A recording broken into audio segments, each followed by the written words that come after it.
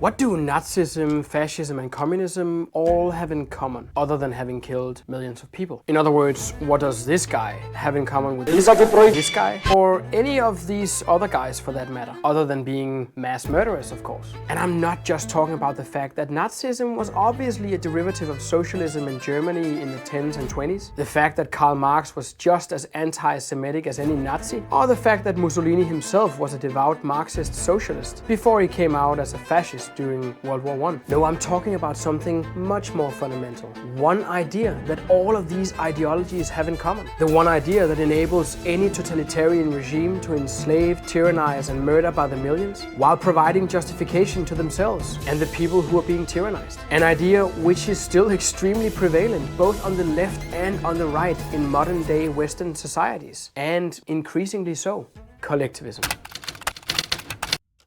Listen to any mainstream news outlet for just a couple of minutes and you are guaranteed to be reminded of what is probably the greatest conceptual lie of all time. You're going to hear that some things are of national interest, that some things are in the interest of the people. What if I told you that there is no such thing as society, no such thing as the nation, no such thing as the people? Now here is a piece of truth that you are not going to hear very often. When it comes to understanding social phenomena, there is only one entity, only one unit of analysis that matters: the individual. In other words, if you understand the nature of the individual, you understand the social world. But throughout our lives, when being taught about the social realm, we are constantly bombarded with the idea that there is another entity far more important than the individual. We are indoctrinated with the idea that if a group of individuals happen to be doing something together, if they happen to be at the same place at the same time, or if several individuals happen to be wanting the same thing, then somehow a new creature arises. The group,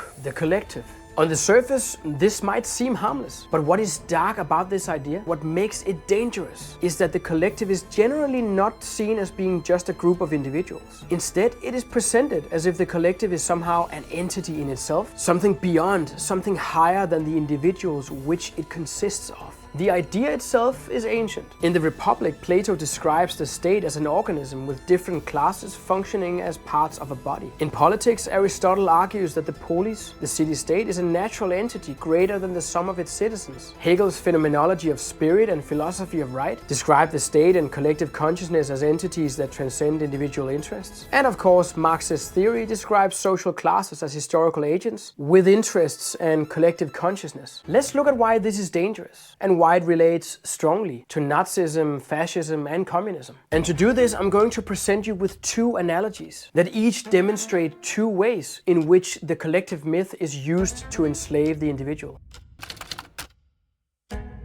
This is you. You are worth nothing by yourself. Your freedom as an ant, your ability to pursue your own values as an ant, neither of them matter. The only thing that matters is the collective welfare of the ant colony. Now project this onto the human realm. As an individual, you are worth nothing. Instead, your worth is determined by your contribution to the functioning of the collective. Now, whether that collective is defined as all of society, a specific social class, a specific race or ethnicity, a specific nation, doesn't matter. What matters is that an individual's life and an individual's freedom are both irrelevant. The idea that there is a social entity, a group of individuals, which has a claim on the life of its individual members. Anything else can and should be sacrificed for the good of the collective. In other words, if the freedom and interests of an individual should somehow conflict with the interests of the collective, or if the will of one individual conflicts with the general will, as Rousseau would have put it, and a claim very often made by people falsely criticizing free market capitalism, of course, then the collective can and must justifiably suppress the freedom of that individual. In this case, it is not immoral to coerce, imprison or murder people, because it happens in the name of the greater good. And anybody standing in the way of collective welfare can rightfully be deemed a class traitor, a race traitor or an enemy of society. Now, the key to breaking this narrative is of course to understand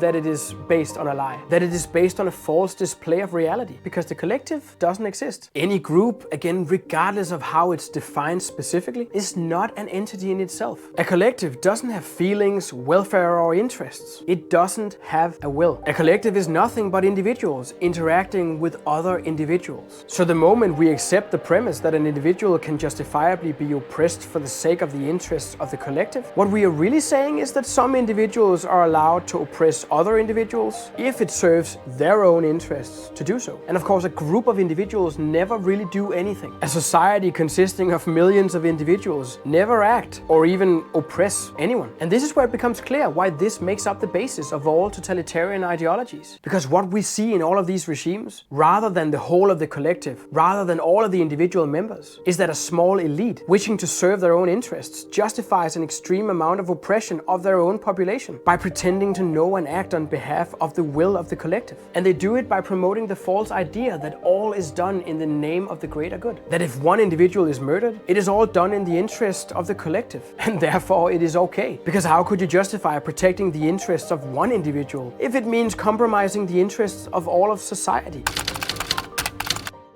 Now let's take a look at another very widespread version of this myth. One that you might know from your own life as well. Imagine that you're at a football game and you're cheering for your favorite team, of course. Imagine that they win. Everybody's cheering, right? We won, we won. If it's your national team and you're from Denmark like myself, you might be yelling, Denmark won, Denmark won. While in reality, of course, you didn't win anything. Rather, the few individuals running around in there playing football won, not you. So where does it come from? This feeling, this idea that somehow when other people succeed, you succeed too. When other people fail, you fail with them. And you might be thinking, well, that phenomenon seems pretty harmless, right? And true. You might be sitting at home on your couch, somehow having the sense that you have a stake in the victory of your favorite football team, and who cares? But the psychology behind it is dangerous, because it is the myth of unity. That you as an individual should view yourself as being part of a greater whole. That everyone is a part of everyone. That everyone shares in the success or failures of everyone else. Again, you might see this in different forms and versions. You're part of the master race, part of the greatest nation on earth, part of the revolution of the proletariat. But you also, maybe more than ever, see it in today's society. When government tries to strengthen certain domestic firms and make them more competitive vis-a-vis foreign firms, we are encouraged to support it. And we do because we are somehow trained to believe that if something or someone from our country does well, then somehow we also did well. That actually I am also somehow part of that success. Whereas in reality, of course, the success or failure of most firms won't matter to most people. And in fact, it would benefit everyone much more if the government just decided to stay out of the economy and not seek to protect any industries, including domestic ones. That for me as an individual, the only thing that truly benefits me long term is to exactly allow firms to compete freely, to make sure that the most efficient ones, the ones that best satisfy my needs and wants, regardless of the exact nationality of this firm, are the ones that survive the competition and prosper. Of course, this exact idea is very often seen twisted to justify the continued existence of the welfare state. Here the idea is that you as an individual, while being a part of the society in which you live, in other words, while being a part of everyone else, you also at the same time owe your allegiance to everyone else, to the collective, for having provided the basis for everything good in your life, for having given you all the benefits you currently enjoy. You were born into a society where someone else in the past or in the present has given you everything, and for that you owe them everything and need to silently, gratefully and obediently accept the terms of the social contract, pay your taxes and be a good and loyal citizen without asking too many questions about the basis on which your chains were forged. Now these two myths, both stemming from the dark and false idea of the existence of the collective, something that exists as a social entity in itself and can be regarded as a serious unit of analysis, the ant farm analogy which tells us that the collective, aka the group, is all that matters and that the group is justified in sacrificing the freedom and interests of any given individual for the sake of its own collective interests. And the football analogy, which tells us that we are all united in this collective, that we are all somehow part of one another, sharing each other's successes and failures, and that in this unity, we are partially responsible for everything that is good in the lives of others, and therefore we owe them for all that which is good in ours. These myths form the basis of all totalitarianism. Because whether it is this guy or this guy standing at the podium, whether a regime moves with the stated intent of recreating a lost glorious empire of the past, or rather disregarding the past, seeks to realize a glorious and perceived moral vision of the future, the key to acquiring and maintaining power